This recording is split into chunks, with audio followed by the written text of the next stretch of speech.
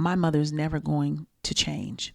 And I'm going to have to create a new reality that doesn't include her. Welcome to the Black Mother Wound podcast, where we center the stories of Black women as we heal from the painful relationships with our mothers. Welcome to the Black Mother Wound podcast. I'm your host, Jennifer Arnice. What's up, y'all? So, someone asked me a question, and I think that if she has it, a lot of us have it. And it is around, how do we deal with grieving the loss of the mother that we'll never have? It's one of these questions where there is no perfect answer, because the experience of grief is so incredibly personal to everyone. And a part of how we're made up, us Black girls with this mother wound, is we want to find the right way to do things. And in healing your mother wound, there is no one right way. The only right thing that you're going to have to start doing is trusting yourself and putting yourself first and feeling your feelings. That's the foundation of it all. When we think about healing in any way, but specifically when we're talking about letting go of this idealized version of our mother, there is no one way to do it. There is no fixed time on grief.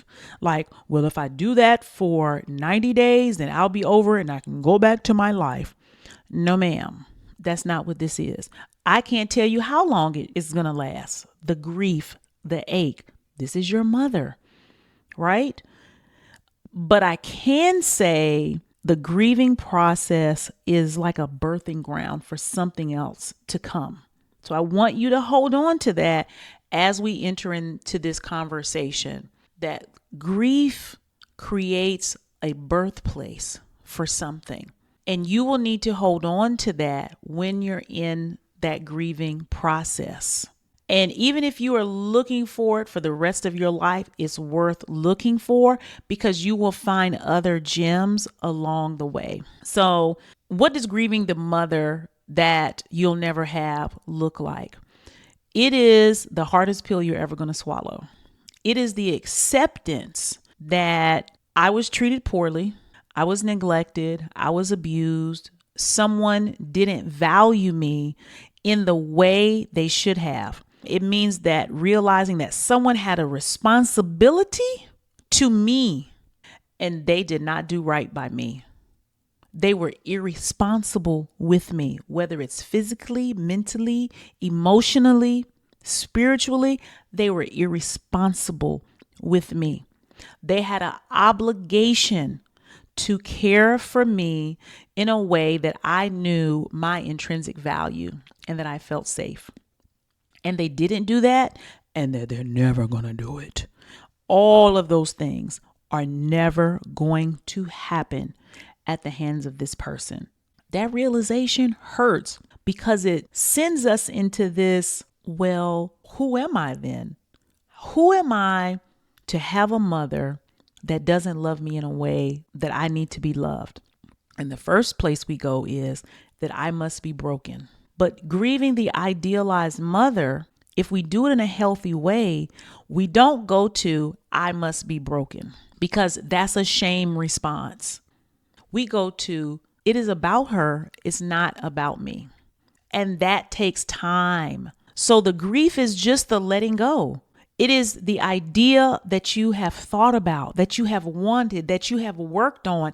There's so many things that you have done in your life for the approval, the acceptance of your mother, hoping you would somehow get the light to turn on inside of her. And now that that's not there, you're going to have to go through sadness, anger, confusion, frustration, sorrow. That is what the process looks like. When me and my mother haven't spoken for almost 10 years now. And in the beginning, I had these feelings of shame, like I spoke about just a few minutes ago. How could I be this person that doesn't have a mother who loves her? Like, how am I even going to have conversations with people when Mother's Day comes up or things happen or the topic of moms come up in relationships and what's happening? What are you doing on Mother's Day? All that kind of stuff.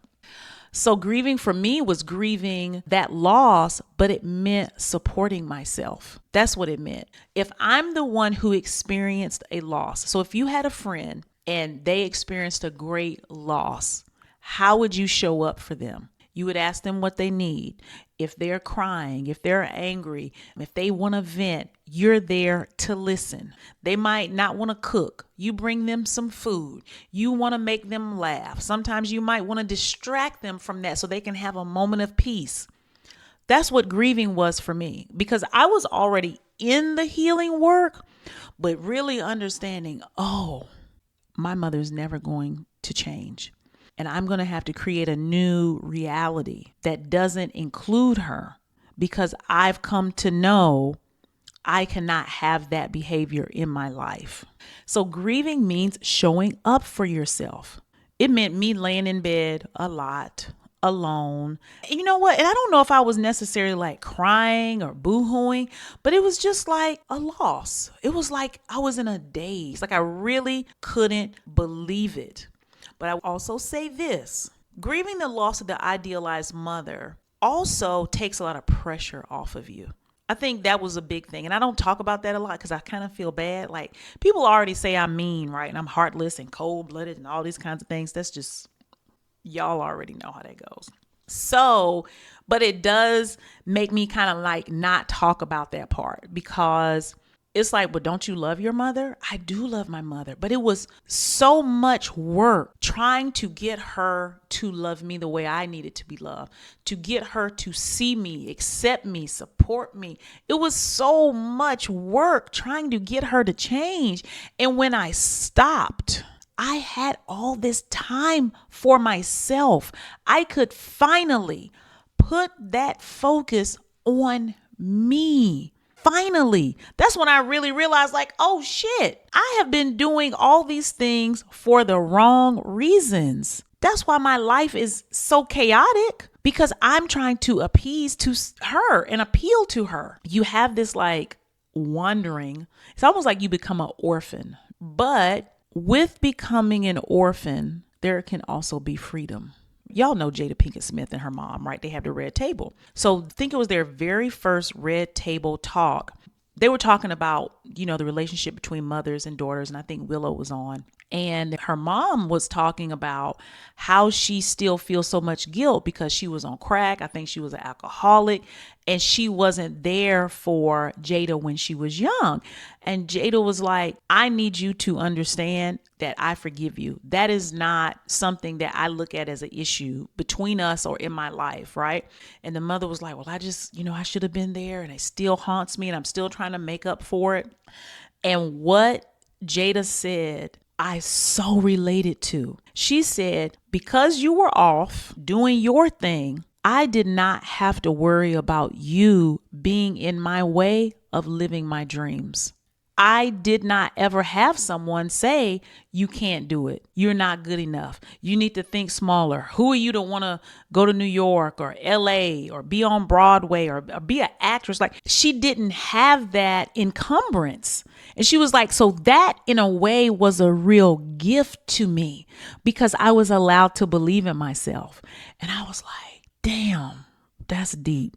That's a real deep way to look at it, right? We look at the role of our mother as someone who has to provide everything to us, when actually the role of the mother is to give us freedom so we can begin to give all of the things we need to ourselves and allow us the authority and the autonomy to make mistakes, to learn, to get it right, to come back and still be accepted as we go through this growing process. So for me, I was very aware that I had a certain level of freedom now that my mother was not in my life, and I could make different decisions.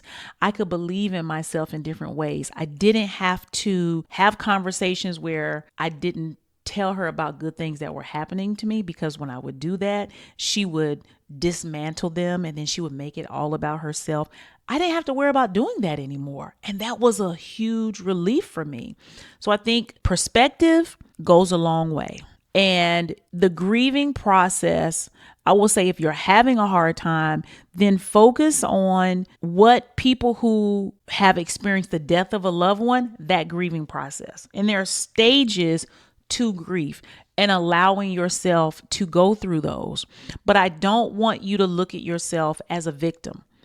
The loss isn't the actual loss because you never had it. It is letting the dream die. But like I said, with grief, something else can be reborn. And all of the things that you dreamed that you wanted from your mother, you can give those things to yourself. And then from there, people will gravitate toward you and you can build a community of people who love you, value you, nurture you, people who you can trust, people who trust you, people who see the best in you. This is what is possible through the healing process, right?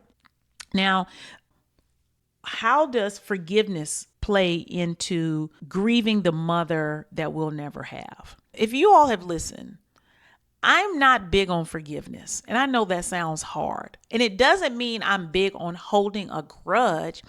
But so often, the forgiveness that y'all are talking about forgiving your mother, is really about her focus. It's not about a focus we have on ourselves.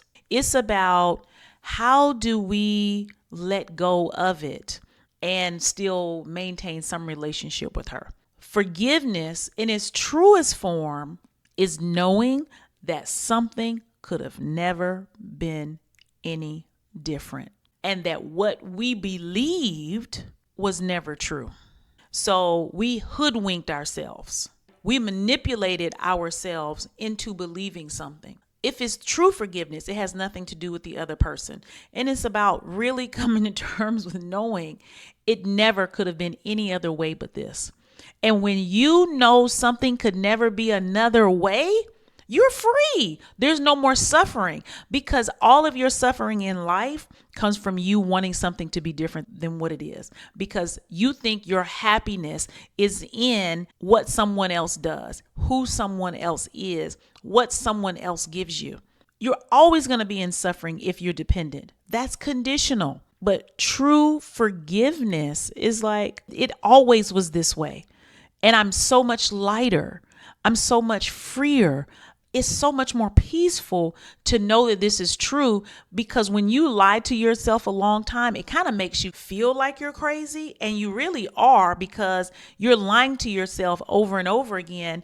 And your true self is like, girl, what are you doing? That doesn't even make any sense. And when you lie to yourself, you become a manipulator to yourself and to others. So that's really the only role that forgiveness plays in letting go of that idea because that's your idea of who she should be. That's not her idea of who she is. Now, she might think that she's this wonderful mother and she did everything right, but that's still not the mother that you dreamed of. The mother that you dreamed of, that figment of your imagination. And no one really owes you to give you what your imagination sees. That is not the job of a mother to become who you think she should be. Because if you think that's true, then it's okay for you to be who she thinks you should be. That standard, nobody can play that game. And it's never, ever going to work for you. So how has accepting my mother's limitations helped me in my own healing process? It's freed me because guess what? She's human. We're all human. I don't have a fantasy version of her. And how dare I? How dare I say you should be this way if you're my mother? Compared to who? Claire Huxtable? Compared to who? Somebody I've compared down the street, somebody I've seen on social media. Why is that? To me, that is also very childish. But I understand you want it because you're somewhere pretending to be something you're not for someone. And you think that's called being a good friend, a good girlfriend, a good wife. Maybe you're a mother. And so you pretend to be this ideal thing that, oh, if I have all of this, then they will hold me in high regard and everything will work out wonderfully and everyone will love me and da da da da da. So you think, well, why isn't she doing that? Well, you fucking up by doing it yourself. Your healing process when it comes to your mother wound is really about reshaping your entire identity, how you see yourself, how you see the world, how you move in the world, how you engage with people. That grieving process of accepting who she is the ultimate freedom, because guess what? Now you get to accept who you are. You get to be yourself as well. That's the trick to this. This is why I keep telling y'all, healing your mother wound has nothing to do with the relationship with your mother. It has to do with the relationship you have with yourself. And you're somewhere lying about who you are. You're somewhere trying to create some idealized, inhuman version of yourself so you can get everything you want in life. That's called lying and manipulation, okay? And it's childish. And I know it's what we did when we were young for our survival, but that's not where you are right now. So these antics that you're playing aren't going to get you anywhere. So when you can grieve the mother you've never had, you can also grieve the person you've pretended to be. You can let them go. And who is born out of that is the real you. That's what I keep wanting you all to get focused on. Some of these questions, I know they're helpful. I know I got to get it out, but I don't want you to focus so much on the relationship with your mother because you never can control that. And your healing, your emotional redemption is not going to come from the relationship with your mother. It's going to come from building a healthy and loving relationship with yourself. Period. Point blank. There is no other way. There's no way around it. And there's nothing that can trump it. And there's no trade that you can make. And there's no strategy or like, well, maybe I'll give a little and she give a little and maybe I'm trying. None of that. It is an all or nothing game. And whoever wants to come with you, they come with you, right? That's what I need you to really be understanding, okay? What advice would I give to people who are struggling with this type of grief? If you're struggling with the grief, it's because you have not fully accepted that she is not the mother you want to have. You haven't accepted it. Like you still think it's unfair that she's not who you want her to be. So you're not really in the grief yet because you're in resistance. Grief is, I have let it go and here I am. And the only thing I can say, if you are in the grief of it, you have really accepted it. And you are sad, you're going to have to let yourself be sad. You're going to have to go through the stages of grief. You're going to have to show up for yourself. That's why this work is so important because there is so much grief. There is so much loss. There is so much loneliness. But you have to learn how to show up for yourself. If grief hits you in the middle of the day and let's say you don't work from home. You're just overwhelmed. You're angry. You're frustrated. You're sad. How do you show up for yourself? You got to go out to the car for 15 minutes, take your unofficial, air quote, smoke break, and be there for yourself. Maybe you have to scream. Maybe you have to cry, but you be there for yourself. You build a support system around you. You build a community. You let people know, hey, and this is not for everybody, but there should be one or two people in your life, even if it's a therapist, but it would be great if it's a therapist and a real trusted friend where you can let them know, I'm going through some things with my mother. Is it okay sometimes if I call and just like get some stuff off my chest?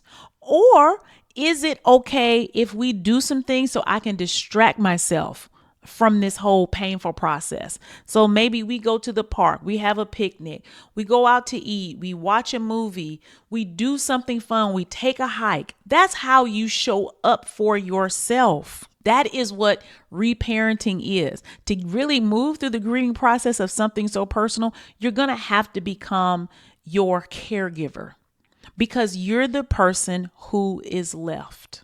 Okay. And you're going to have to feel all of your feelings. You're going to have to. And that takes autonomy. You're going to have to give yourself permission to feel it for as long as you want without judging yourself. Because you're not going to get the mother you always dreamed of, it doesn't mean you're a bad person. It doesn't mean you're broken. It doesn't mean you're lost and there's no hope and nobody's ever going to be there for me. Like if my mother never loved me, who will love me? I'm not trying to make light of it, but I do want you to understand that none of that is true. There are so many people waiting to love you, to believe in you, to nurture you, to lift you up, to encourage you. There are people who you can trust. There are people who see the real you, but you're going to have to make yourself recognizable to them. And you do that by being good to yourself, holding yourself in high regard, respecting yourself, honoring yourself. How do you do that? When you're sleepy, you sleep. When you're thirsty, you drink something. When you're hungry, you eat. You would be amazed at how your mind and body and emotions will respond if you would just attend to yourself in those ways. If you say, I'm going to drink water instead of drinking a soda. I'm going to make myself something healthy to eat instead of going through the Wendy's drive-through, because you really are punishing yourself going through that drive-through. You know what? I'm worth the hour that it's going to take to go get the groceries, come home, put them away, cook it, make myself a wonderful meal. I'm worth that. That's how you deal with the grief. You show up for yourself. There's no way to have grief without struggle, because you don't want to feel what you're feeling and it makes you feel so powerless. The only thing you can do is submit to it and create a loving, caring environment around yourself, with yourself. That's how you do it. And you just keep moving. And then you realize there's something being born here. The real me, the authentic me. I get to be myself. To me, that's more important than anything. I don't know about y'all, but getting to be myself, it trumps any relationship with anybody, including my mother. Because what is the benefit of someone if I can't be me? If they can't see me, if I'm not good enough the way I am, just to say that I can tell people that me and my mother hang out every weekend, that's not worth it to me. Not for her, not for anybody. And if you're doing it with your mother, then you're going to do it with other people. You're going to sacrifice yourself for other people, but that's a whole nother episode. I'm not going to get into that. So grieving the mother you've never had is critical in the healing process. If you are trying to still get her to change, you are doing yourself more harm than good. You are not actually doing any healing work if you are trying to get through to your mother. If you are still imagining or trying to cajole, manipulate to get what you need from her, you're not actually healing. But when you're ready to grieve that loss, there is a new life waiting for you on the other side. That's what I need you to understand. But you just got to stay in it. You got to stay connected. You got to stay a part of this community. You got to love on yourself. You have to learn new skills, because on the other side is more love.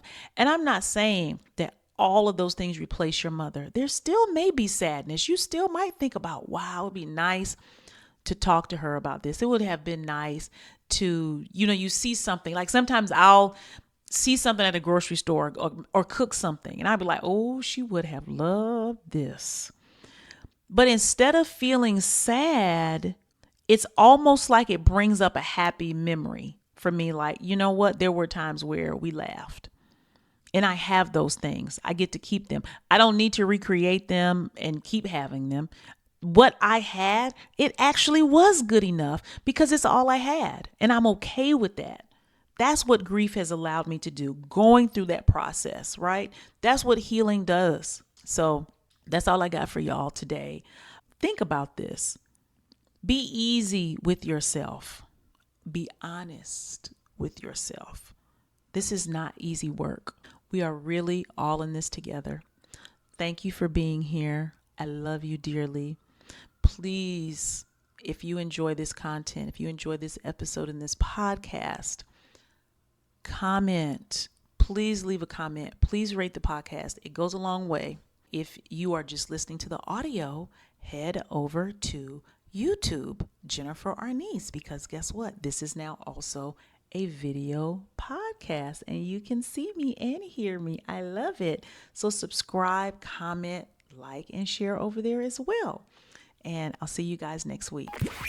Thank you for listening to the Black Mother Wound podcast. I hope you enjoyed today's episode, and make sure you comment, subscribe, and rate the show. You can keep the conversation going over on IG at Black Mother Wound, and click the link in the show notes to download the free Mother Wound Healing Guide. See you next week.